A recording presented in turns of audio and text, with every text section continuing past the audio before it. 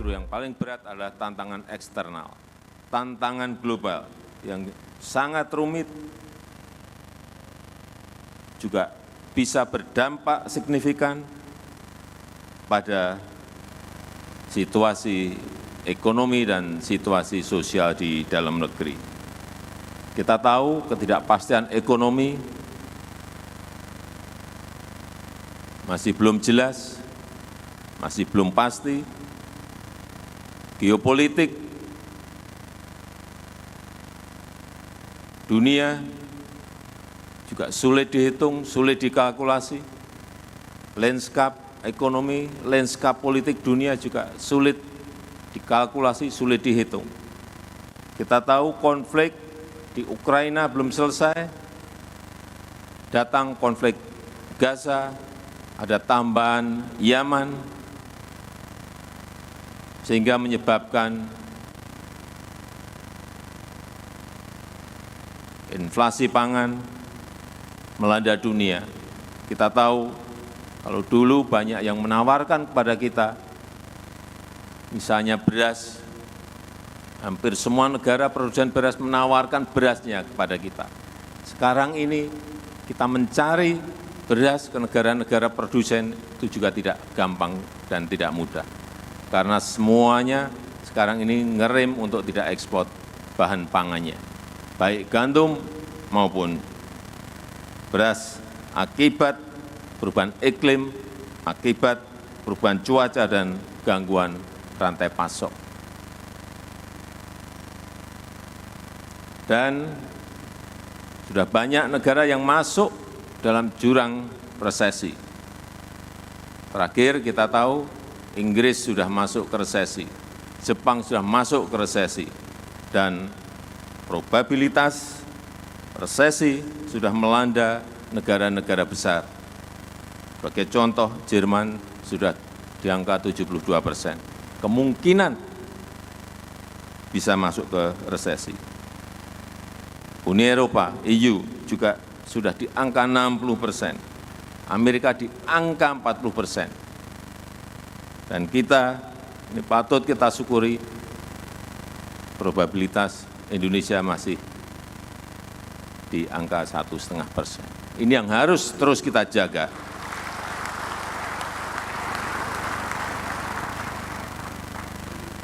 Ditambah lagi penggunaan fiskal dalam perang.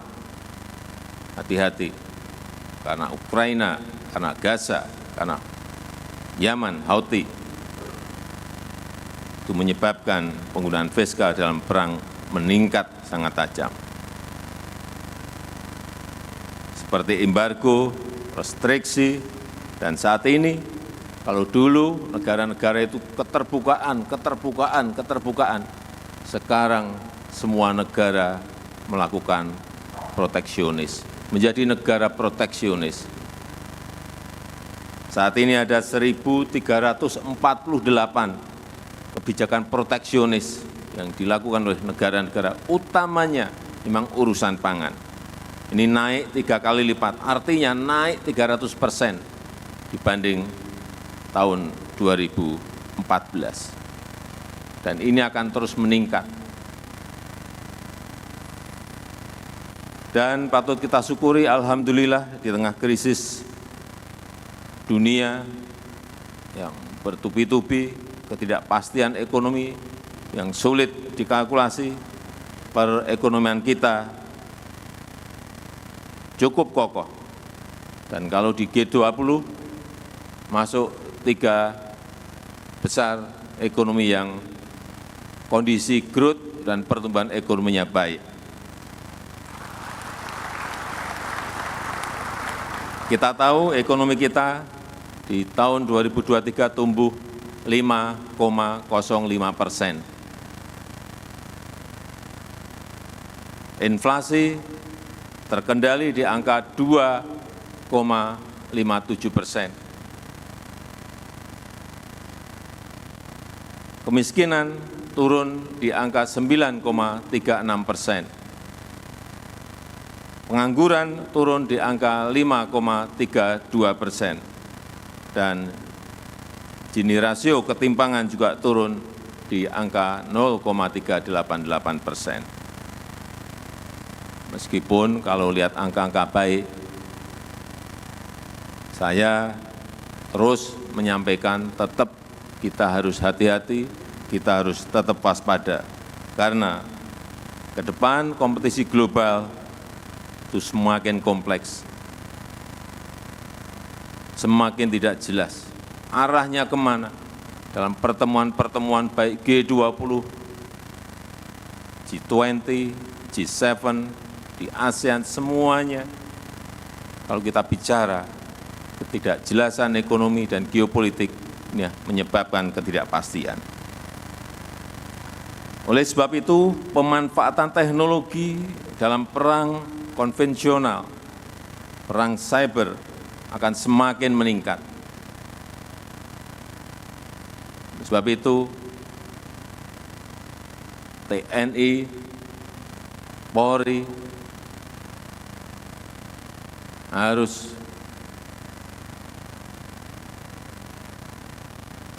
berani masuk ke hal-hal yang berkaitan dengan teknologi. Pesawat tempur perlu, iya. Tank perlu, iya. Tapi hati-hati juga dengan drone. Saya ingat di tahun 2020, bulan Januari, ada penggunaan drone yang saya kaget karena begitu sangat presisi dan begitu sangat akurat mengejar siapa yang diinginkan. Saat itu Majen Sulaiman, ini Komandan Quds dari pengawal besar revolusi Iran, ketembak dari drone yang dipersenjatai. Akurat karena memakai face recognition. Akhirnya ketembak. Dan yang kita kaget itu terjadi di wilayah Irak, tapi drone-nya konon dikendalikan dari Qatar. Markas Amerika Serikat di Qatar. Inilah hal-hal yang harus kita ikuti, kita amati, bagaimana perkembangan teknologi itu bisa merubah dari perang yang konvensional ke perang-perang yang bisa dikendalikan dari jarak jauh. Oleh sebab itu, penguasaan iptek jelas akan semakin dibutuhkan. TNI Polri harus menjadi pembelajar yang aktif, pembelajar yang adaptif. TNI Polri juga harus mampu melakukan deteksi dini, mengambil langkah antisipasi, memperkuat profesionalisme dan pelayanan terhadap masyarakat, memperkuat nilai-nilai TNI prima, Polri yang presisi, serta kemanunggalan dengan rakyat. Sinergi TNI dan Polri sangat mutlak diperlukan. Sinergi horizontal antar kesatuan, sinergi vertikal dari atas sampai bawah. Hilangkan yang namanya ego sektoral, hilangkan sekat dan pandangan-pandangan sempit. Semuanya harus untuk bangsa dan negara. TNI Polri harus menjadi bagian penting untuk menyongsong Indonesia Emas 2045. Karena kita berpeluang besar untuk menjadi negara maju dan keluar dari middle income trap. Dan momentumnya adalah 15 tahun ke depan. Saat kita menikmati yang namanya bonus demografi. Dan biasanya dalam sebuah peradaban negara yang namanya bonus demografi, peluang seperti ini hanya muncul sekali. Negara-negara di Amerika Latin tahun 50, tahun 60, tahun 70 sudah menjadi negara berkembang saat itu. Sudah menjadi negara berkembang. Tapi sampai saat ini mereka tetap menjadi negara berkembang. Karena tidak mampu melakukan terobosan, tidak mampu melompat untuk menjadi negara maju. ini, hal-hal seperti ini yang juga harus kita amati dan kita pelajari, supaya kita tidak terjebak pada middle income trap. Ada peluang, tapi juga tantangannya tidak kecil. Sehingga semua kebijakan harus hati-hati. Pembangunan harus dilakukan berkelanjutan, harus dijalankan secara konsisten, ini yang penting, dan harus dikawal dengan detail dan teliti.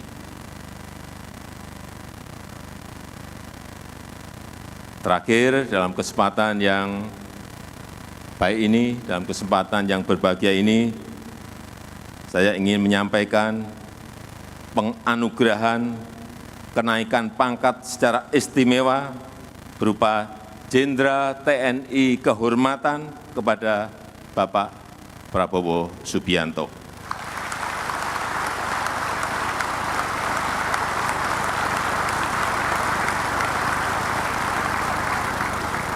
Penganugerahan ini adalah bentuk penghargaan sekaligus peneguhan untuk berbakti sepenuhnya kepada rakyat, kepada bangsa, dan kepada negara. Saya ucapkan selamat kepada Bapak Jenderal Prabowo Subianto. Saya rasa itu yang ingin saya sampaikan dalam kesempatan yang baik ini. Terima kasih. Wassalamualaikum warahmatullahi wabarakatuh. Hadirin dimohon berdiri.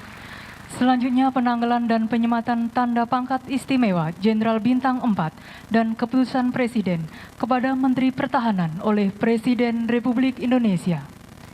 Dimohon untuk Menteri Pertahanan menuju ke tempat yang telah ditentukan.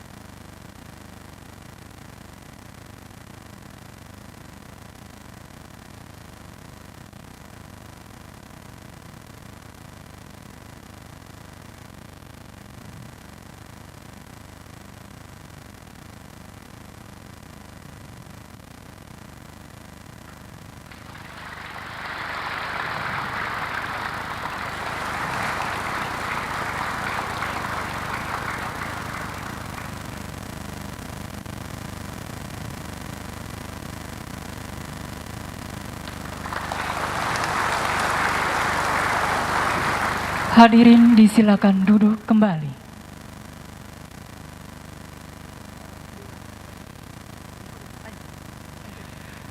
Hadirin yang kami hormati, selanjutnya mari kita dengarkan ucapan terima kasih oleh Kepala Kepolisian Negara Republik Indonesia, Jenderal Polisi Dr. Andes Listio Sigit Prabowo, MSI.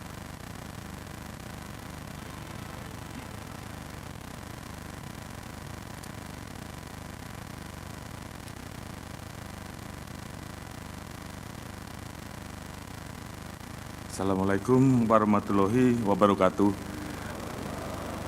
Salam sejahtera bagi kita sekalian. Shalom, Om Swastiastu, Namo Buddhaya, salam kebajikan.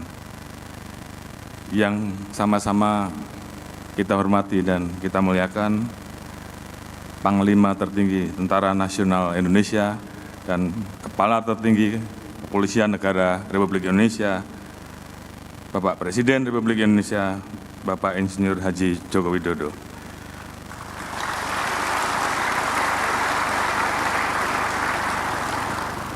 Yang kami hormati Bapak Menko Polhukam RI, Bapak Marskal TNI Purnawirawan Hadi Cahyanto. Yang kami hormati Bapak Menteri Pertahanan Republik Indonesia yang sama-sama baru kita saksikan dan saat ini menjadi Jenderal TNI Kehormatan Purnawirawan Prabowo Subianto.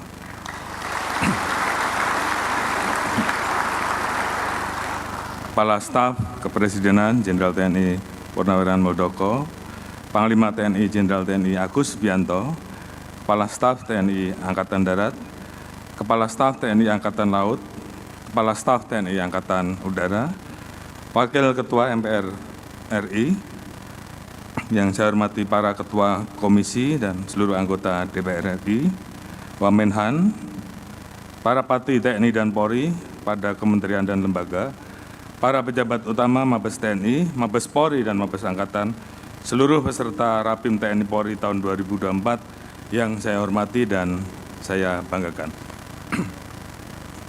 Puji dan syukur kehadirat Tuhan Yang Maha Esa, karena atas limpahan rahmat dan karunia-Nya, Bapak Presiden Republik Indonesia berkenan memberikan arahan dan direktif pada Rapim TNI Polri tahun 2024 di tengah-tengah padatnya tugas kenegaraan. Tentunya atas nama TNI Polri, izinkan kami mengucapkan terima kasih dan penghargaan setinggi-tingginya atas arahan dan direktif Bapak Presiden. Selanjutnya, kami TNI Polri siap menindaklanjuti petunjuk dan arahan Bapak Presiden untuk menjaga proses demokrasi dan kerukunan serta kebersamaan masyarakat. Selalu waspada terhadap setiap perkembangan lingkungan strategis demi menjaga stabilitas pertahanan, keamanan, dan ketertiban masyarakat. Selalu menjadi organisasi pembelajar yang adaptif sehingga terus profesional di tengah perkembangan ilmu pengetahuan dan teknologi sebagai nilai-nilai TNI Prima dan Polri Presisi. Sinergitas TNI Polri merupakan harga mati yang tidak bisa digoyahkan oleh kelompok manapun, dan kami berjanji TNI Polri akan terus meningkatkan sinergitas, soliditas, dan integritas kesatuan dari tingkat pimpinan hingga pelaksana di lapangan. Kami berkomitmen dan siap untuk mengerahkan segala sumber daya yang ada untuk menjaga stabilitas pertahanan dan keamanan demi keberlanjutan pembangunan Indonesia. Semoga Bapak Presiden Republik Indonesia senantiasa dikaruniai kesehatan, kekuatan dalam memimpin bangsa dan negara Indonesia. Demikian penutup dari kami, semoga Tuhan Yang Maha Kuasa senantiasa memberikan petunjuk dan perlindungan dalam memberikan pengabdian terbaik kepada masyarakat, bangsa, dan negara. Sekian dan terima kasih. Wassalamualaikum warahmatullahi wabarakatuh. Om Santi Santi Santi Om.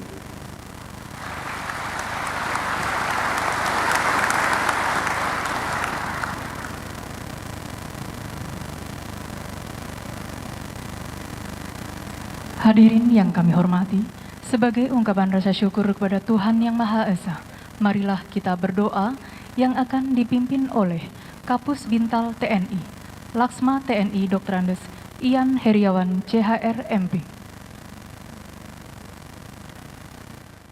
Secara resmi Presiden Joko Widodo telah memberikan kenaikan pangkat Jenderal Kehormatan kepada Prabowo Subianto pada acara hari ini, Saudara.